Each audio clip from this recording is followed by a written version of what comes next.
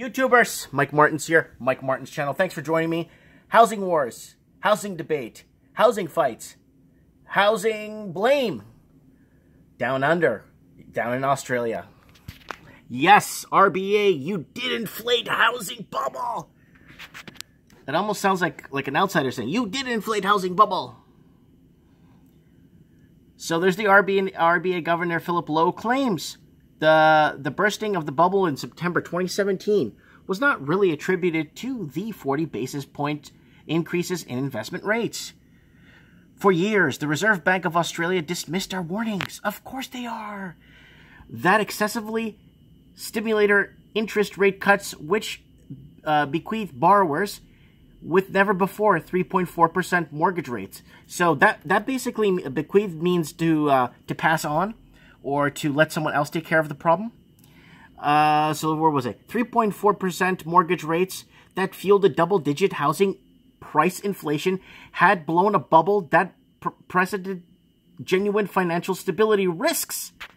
That was a mouthful. The manifested via record increases in speculative investor activity, interest-only loans, and more broadly. Australia's household debt-to-income and house price-to-income ratios, which leapt from uncharted territory, notably above the pre-globe financial crisis. So, okay, remember it's like, I think it's 12.6 times the person's income in Sydney and Melbourne, or I think it's 11.5 times the average person's income in Melbourne, and 12.6 times the average person in Sydney. And that's why all these, like the articles I read, don't forget to join me Wednesday night on Trends in the Housing Market, 7 p.m. Tijuana time. The reason why, it's because that the stimulative package that was given in low rates fueled this massive buying power. Obviously lower rates will fuel buying, right?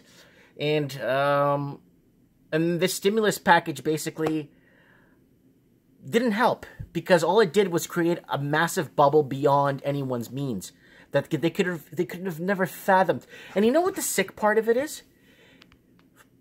8-9 years ago, when they started putting in this quantitative easing, I have a feeling that even though they knew what would happen today, they still would have did it. If somebody from the future, from today, went to the past and said, guys, you can't do this. You know what's going to happen? This is going to happen. Australians are going to be bought out of the market. Families won't be able to own. It's going to be horrible. And then they're going to look at him and say, we know that. That's why we're doing it. So could it be like they know what's happening and they just want people to fail with this quantitative easing, and then now rates are scheduled to go up? It's crazy. Australia's been, like I said, and I've been saying the same thing like a broken record. Australia's been in a bull run since 1979. Yeah, so you had to buy before 1979 to make it worth your while. Anyways, so I get cut off on this article. So it says the RBA narrative was very difficult. Our concern was not that the developments in the household balance sheets report risk of stability of the banking system, Governor Philip Lowe recently explained. Rather, it was more that the day might come when faced with bad economic, households feel they have borrowed too much. I don't have to finish that sentence off because I know what it means. A lot of people riding off the coattails of the equity in their homes that they did buy. They've been using their homes as ATM machines. It's been a disaster down in Australia. Well, it's pretty much every English-speaking country. Everyone walks around like they're rich, like they own the world, but meanwhile, they're borrowing off the equity of their home, thinking that their homes are going to keep going up in value.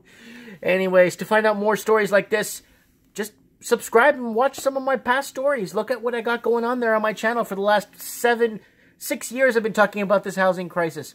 Let me know what you guys think. If you're down under, let me know. This is now I think for the next 2 years, we're going to be playing a massive blame game. Whose fault is it anyway?